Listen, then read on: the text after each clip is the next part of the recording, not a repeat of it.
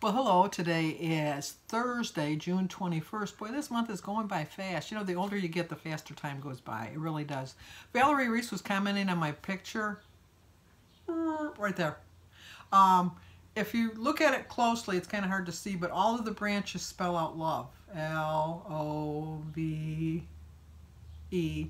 And all of them. So I got that at Home Interiors party back in the 70s. And it's my favorite picture. My kids are fighting over who's going to get it. It's a whole nother story. My kids have little sticky notes all around. No, they don't really, but little sticky notes all around the house, what's going to be theirs. My clocks have already been claimed between my children and my grandchildren, and it's just nice to know that part of me will still be going on with them. I know, as sappy as that sounds, but anyway, I don't have any memories of my grandmothers, either one. My one grandmother lived in Boston, and my other grandmother, by the time I was born, I was like her, I think like the 52nd grandchild. She lost interest. She really did. My mother had 8 brothers and sisters, and my mother was the second youngest. My mother had 6 kids, and then her sister that was younger than her had 5 kids, and then my Aunt Agnes had 10 kids. My Aunt Marge had 6 kids. My Uncle Ken had 8 kids. My Aunt Rose had 4. My Aunt Grace had 6. My Aunt Doris had 7. I mean, so big families. Big. They didn't have birth control back then, obviously. But I know what they did in their spare time. Yuck, yuck, yuck.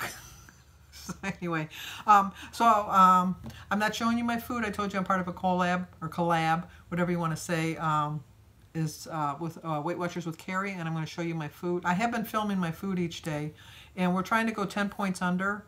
Mine is 14 points, and so far I've been doing pretty good with it. I really have, and I'm not feeling very hungry because I'm really filling up on the 0-point foods.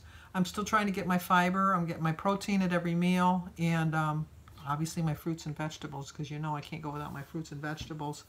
And I have some healthy fats in my diet, and it's not a long life-sustaining program that I'm going to follow, but it's for a week. I'm going to follow it for a week. And it's really given me that jump start that I needed, and I know that this weekend that I'm going to stay true to it. I'm going to be fine. Friday night we're going to my brother's house because my brother lives on the water, and from where he lives you can see the fireworks at a park that they shoot it off. They shoot them off at Memorial Park in St. Clair Shores. And he lives probably about 1.5 miles, maybe a mile, from the actual place where they shoot the fireworks off. So we just sit in his front yard and we have our own little party and we watch. But I'm going to bring a healthy snack to eat. I'm going to eat my meal before I go, and I'm not going to indulge on all the extra stuff that's all around. And I'm going to stay true to it Saturday and both Sunday. I've already looked online, and it's my week to pick for eating out, because I do eat out on Sundays. And I know I shouldn't eat out as much as I do, but it's part of my life, and I just have to work around it, and I'm going to make substitutions. So I'm either going to pick Subway or Jersey Mike's subs for my lunch, because I found a 8-point sub that I can have, and I'll just make a side salad at home, and I'll live with that, and I'll do fine. And so on Tuesday I'll show you my eating and how I've done. But today I wanted to talk about losing weight after 40. I tried to find something losing weight after 60, but I think 40 is the hit. I think that's when your body starts, whoa, wait a minute, your life is almost half over. And that's a terrible thing to think of it that way, but most people live to be 80, 90 years old, so between 40 and 50, you got to figure, I mean, anybody can go at any time. I know that. I know that. But a friend of my daughter-in-law's, her husband had quadruple bypass surgery on Monday, and he died on Tuesday from complications from the surgery. Nowadays you just think that everything is just normal. You just go to the hospital and they'll boop, boop, boop, they'll fix it, and you'll be all set, and you'll be done, and you'll be fine, good as new, because they do 1 million surgeries in a day. Well, not 1 million, but I mean they do that all day long, and you just take it for granted that it's going to come out, you're going to get good results. And he was a young man. I think he was 58. Only when you're 68 would you say 58 was a young man. If you're 20, you're going to say, well, you know, because my father died when he was 58, and I thought, well, and I was 33 when he died, and I thought, well, you know, he lived a good life. At 33, I thought at 58 he lived a good life. And now that I'm 68, no, 67, I'll be 68 in September. But now that I'm 67, and I realized that 58 was too young. It was just too young. And I'm going to do whatever I can to stay longer. My 58th year of life was my hardest year ever because I really, in my mind, thought that that was going to be the end of me and I was going to die. I really, truly believed that. And it was like I was in a funk. I really was in a funk. And when I survived the years when I went crazy eating, because I thought, oh, if I can make it through that. Well, now I know. Now I'm getting better. But anyway, I want to talk about losing weight after 40. Enough about me. Enough. The number one reason that you have problems losing weight, and that you, no matter where you do it, because I think I told you this the other day, I think it was the number one reason, lack of sleep. Whether it's from lack of sleep because you're getting up with the little ones, or you're perimenopausal, or middle age, your metabolism goes downhill. And you know, the guy that's coming to fix my pool is here now, I think. I think that's him. And so I have to go out, but I will be back and we will talk about this some more. So talk amongst yourselves. Okay, I'm back. I got my filter working. It was leaking. So Denise's friend works on pool filters, and so he came over and he did it for free. Can't beat the price. But anyway, we were talking about lack of sleep, and it's whether from lack of sleep because of getting up with little ones, perimenopausal, or just middle age, your metabolism goes downhill. We all know that. The older you get, the slower your metabolism goes. It's a fact of life. It's not anything you can change. But lack of sleep has been linked to increased risk of obesity and diabetes because it's harder to regulate glucose, which can cause you to gain weight. I know that as you get older, your blood sugar kind of changes, and you really have to make smart adjustments. I think, too, when you're tired, you don't make smart choices because you're not thinking clearly. And that's one of the reasons. Women have a higher percentage of body fat, and so they also have lower muscle mass. And muscle is more active than fat. I talked about this before, that muscle takes up less space. A pound of muscle is the same as a pound of fat, but a pound of muscle takes up less space than a pound of fat does. And you can just look at a muscle, like you can weigh, like I weigh 235. And I can look at a man that weighs 235 that's a bodybuilder, and he's going to look 100% better because he's muscle. He's not fat. Whereas mine is all congealing, as we say in my family. It's congealing. And it's not an attractive look, whereas muscles are. And I do realize that now I have to start lifting some weights. I have weights beside my bed, but I'm getting that old, you know, hello, keep waving at you kind of arm, and I gotta do something. I can't get it back to where it was, but I can do a little bit to make it a little bit better. And when you get older, your estrogen levels decline, and as a result, you lose muscle, which results in decreases in our metabolism.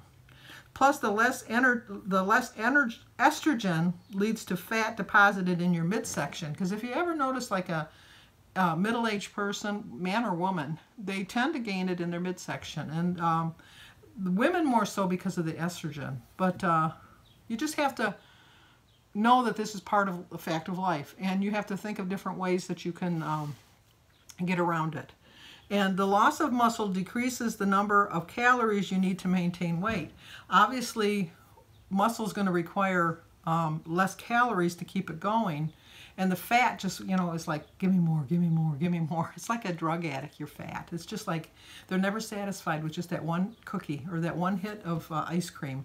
They want more. They always want more. And sometimes you just got to listen to your body. When you're eating healthy, your body's telling you good things. That's like the angel on your shoulder. Think of it when you're eating healthy, that the angel on your shoulder is saying, oh, way to go. You had some broccoli. You had some vegetables. You had some fruit. Way to go. Whereas the devil on your shoulder is always going to say, what's a piece of cake going to hurt? You can have a second piece, but it's not going to hurt. Don't let that devil tempt you. Know in your mind that it's always going to be better. Not to say that you're never going to make the choice of having a cookie or a piece of cake or ice cream. I'm going to have to figure out my points very diligently on Sunday.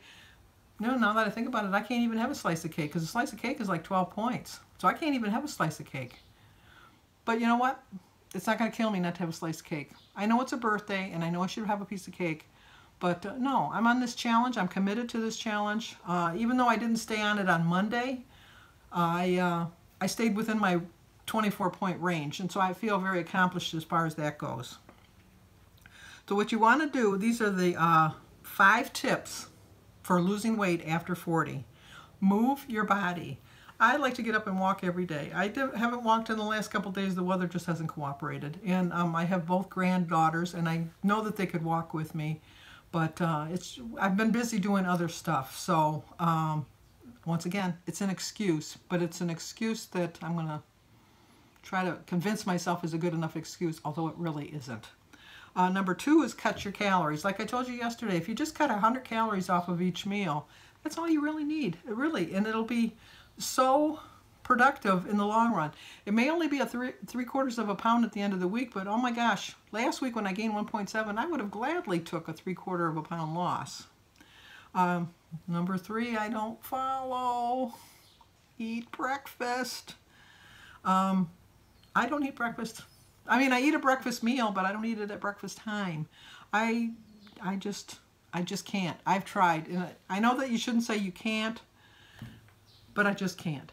I know who I am. And if I eat a breakfast, a lunch, and a dinner, I'm going to have a snack between breakfast and lunch. I'm going to have a snack between lunch and dinner. And I'm going to eat excessively from lunch or dinner until I go to bed.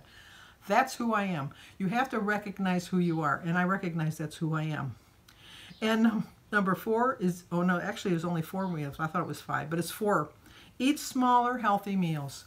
I know my meals are pretty hefty looking, but they're loaded with fruits and vegetables, and I do have a protein at every meal, and I do try to get my fats in through the day, and I try to get from all the food groups. And I'm working on that. I really am. I'm working on that. So those are my tips for losing weight after 40. Hopefully they helped you, and that's about all I got to say about that. I hope you liked the video. I'm going to film my dinner, but you're not going to see that. You got to wait. You got to wait. No peeks. No peeking allowed. Tomorrow, I have nothing to do. I have both Alyssa and Sophia, but I don't think I have any plans. Nothing I can think of. And the only birthday I have coming up is Josh's on Sunday. He's going to be 16. Oh my gosh, I remember when Denise got him. It was like, she was taking a class and they called and said that because Denise adopted both of her children and they were both in foster care. Kylie and Josh are brother and sister biologically. And she was taking a class at college and there was like, they had to know right away.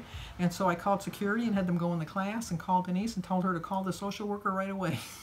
And so she did, and so she got Josh, and then a year and a half later she got Kylie. So it's sad that they couldn't stay with their real parents, but Denise and Gary have been excellent parents, and they couldn't ask for a better home. They really couldn't. They couldn't ask for a better home. And everybody in the family loves them. I don't even think of them as adopted. I never do. They're my flesh and blood. Whether they're not my real flesh and blood, they're my flesh and blood, and that's just how I feel. And I don't judge people by who they come from or where they are or what they are or, you know, what religion they are, what sexuality they are. I just judge them for who they are. And they're good kids with good parents, and they're part of my family. And as someone had said recently, they're a character in my family. My family is made up of a bunch of characters. Okay, I'll see you guys tomorrow morning. Give this video a big like. If you're new to my channel, please subscribe. Comment, and if you think it'll help somebody, share it. Talk to you guys tomorrow.